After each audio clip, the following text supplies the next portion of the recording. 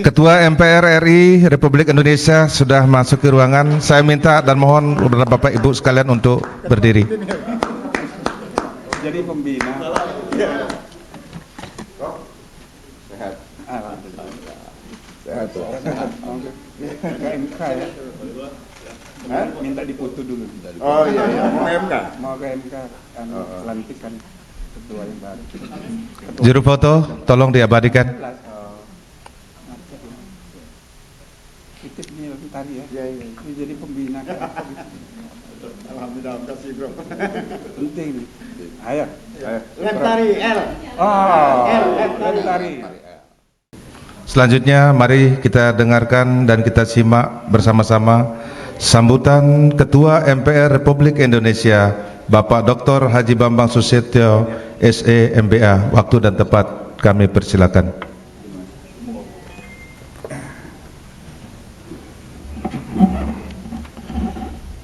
Wow, keren. Baju daerahnya keren-keren. Bismillahirrahmanirrahim. Assalamualaikum warahmatullahi wabarakatuh. Selamat pagi, salam sejahtera untuk kita semua. Shalom, Om Swastiastu, Namo Buddhaya, salam kebajikan. Yang saya hormati dan kita muliakan Saudara Ketua Umum DPP Lemtari, Lembaga Tinggi Masyarakat Adat Republik Indonesia, Suhaili Hussein Datuk Mudo SH. Tepuk tangan.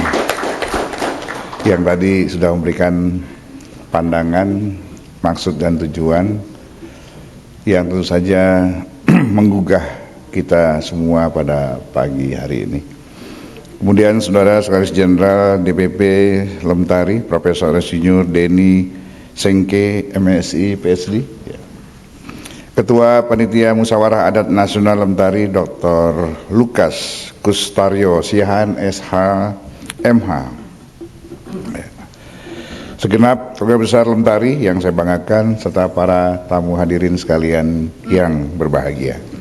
Pertama-tama tentu kita panjatkan puji syukur kehadirat Allah Subhanahu wa taala bahwa pada pagi hari ini kita masih diberikan rahmat dan kesehatan sehingga dapat hadir acara pembukaan Musyawarah Adat Nasional Lembaga Tinggi Masyarakat Adat Republik Indonesia atau Musdatnas Lemtari. Saudara-saudara, sebagaimana kita ketahui bersama, konstitusi kita secara tegas mengakui eksistensi kesatuan masyarakat hukum adat sebagaimana diamanatkan dalam pasal 18B ayat 2 bahwa negara mengakui dan menghormati kesatuan masyarakat hukum adat serta hak-hak tradisionalnya sepanjang masih hidup dan sesuai dengan perkembangan masyarakat dan prinsip negara kesatuan Republik Indonesia yang diatur dalam undang-undang. Jadi apa yang disampaikan oleh Saudara Ketua Umum tadi ini diakui oleh negara dan ada dalam konstitusi kita. Di satu sisi rumusan pasal ini memberikan landasan konstitusional yang fundamental bagi keberadaan masyarakat hukum adat beserta hak-hak tradisionalnya. Namun dalam perjalanannya Mahkamah Konstitusi telah beberapa kali membuat keputusan yang pada prinsipnya justru memperkuat dan mempertegas kedudukan dan hak-hak konstitusional masyarakat hukum adat. Jadi tidak perlu khawatir dan percaya dirilah. Kemudian pada tahun 2012 misalnya, MK memutuskan bahwa hutan adat bukanlah hutan negara, sehingga wewenang negara terhadap hutan adat tidaklah mutlak dan dibatasi oleh wewenang yang tercakup dalam hukum adat. Dengan demikian peraturan perundang-undangan, misalnya Undang-Undang Kehutanan yang memasukkan hutan adat sebagai hutan negara dapat dikategorikan sebagai pengabaian terhadap hak-hak konstitusional terhadap masyarakat adat. Jika kita runut ke belakang, pengakuan dan penghormatan terhadap hukum adat ini bahkan sudah diatur sejak zaman Hindia Belanda, yaitu pada pasal 131 Konstitusi Hindia Belanda atau Indisch Staatregeling yang mengatakan bahwa golongan bumi putra atau pribumi berlaku hukum adatnya sendiri.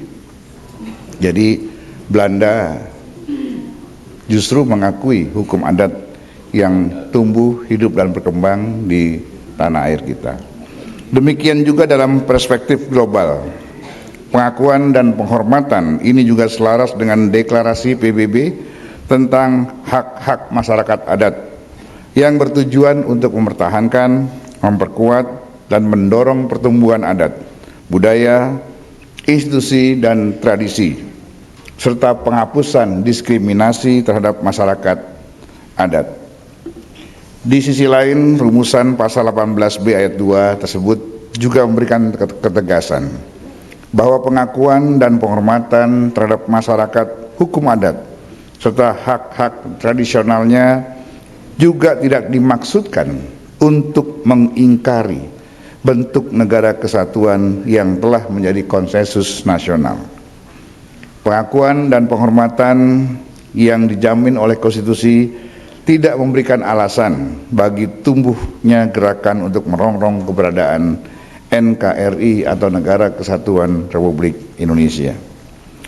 Dalam konsepsi ini, beragam adat dan budaya yang tumbuh dan berkembang dalam heterogenitas bangsa bukan untuk saling diperbandingkan, apalagi dipertentangkan. Keberagaman adat istiadat dan kemajemukan budaya harus kita maknai sebagai potensi sumber daya yang memperkaya khasanah kebangsaan kita yang saling melengkapi satu sama lainnya. Lebih lanjut dalam pasal 28I ayat 3 Undang-Undang Dasar Negara Republik Indonesia tahun 1945 juga menyatakan bahwa identitas budaya dan hak masyarakat tradisional dihormati selaras dengan perkembangan zaman dan peradaban. Rumusan tersebut mengisyaratkan atau menjelaskan pada kita semua bahwa identitas budaya adalah ciri khas dan jati diri bangsa yang harus kita jaga dan kita hormati. Dalam kaitan ini, penataan dan pembangunan daerah haruslah diimplementasikan dengan tetap menjaga dan memelihara keunikan adat istiadat, tradisi, dan budaya daerah. Modernitas dan dinamika zaman tidak boleh menyampingkan atau mereduksi penghormatan terhadap identitas budaya dan hak masyarakat adat.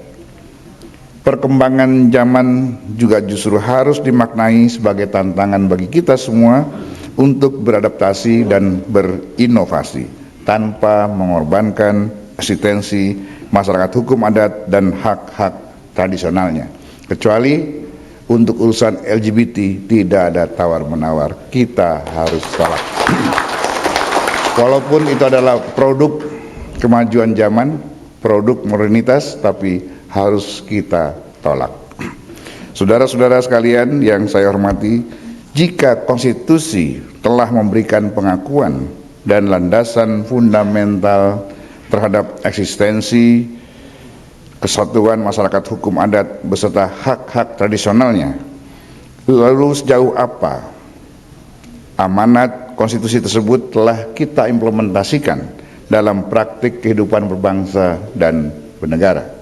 Ini pertanyaan yang harus kita dapat jawab.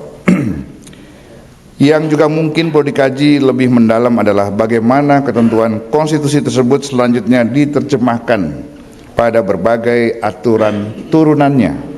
Nah, jadi ketika ada undang-undang dasar, maka turunannya undang-undang maupun peraturan pemerintah maupun peraturan presiden harus dapat menjelaskan atau melaksanakan implementasi daripada bunyi undang-undang dasar kita tersebut yang terkait dengan hukum adat.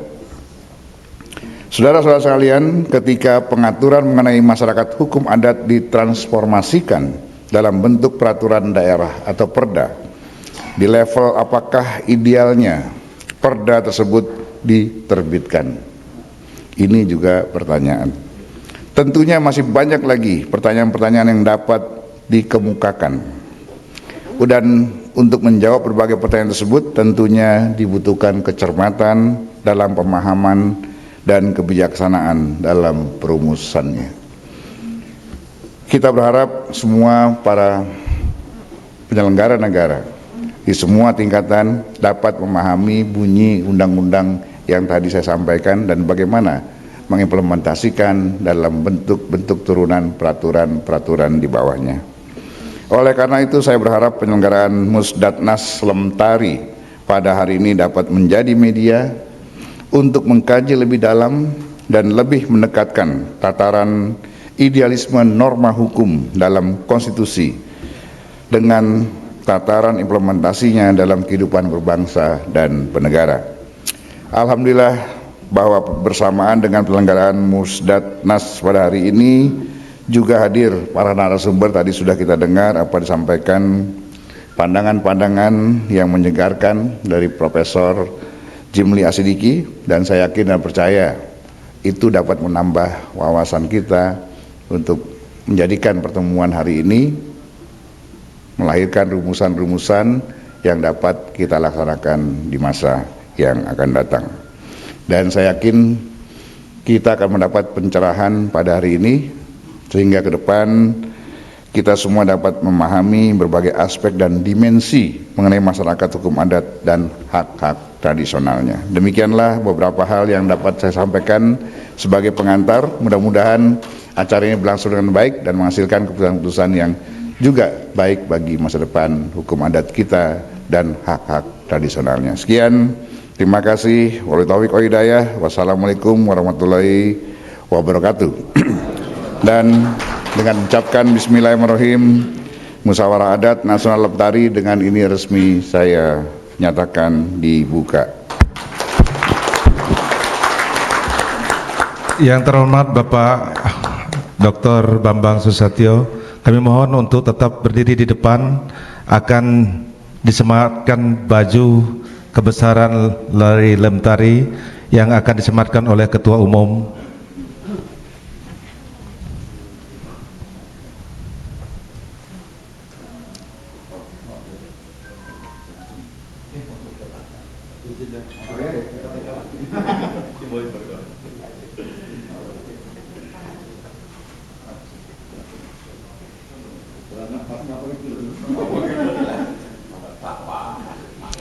Beri tepuk tangan yang meriah buat Pak Bambang Susatyo.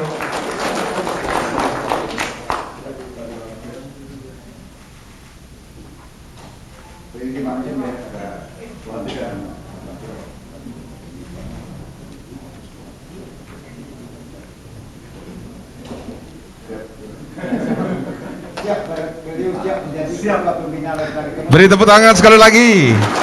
Luar biasa. Terima kasih Pak Bambang. Saya persilakan teman-teman untuk foto. Tolong diatur yang baik.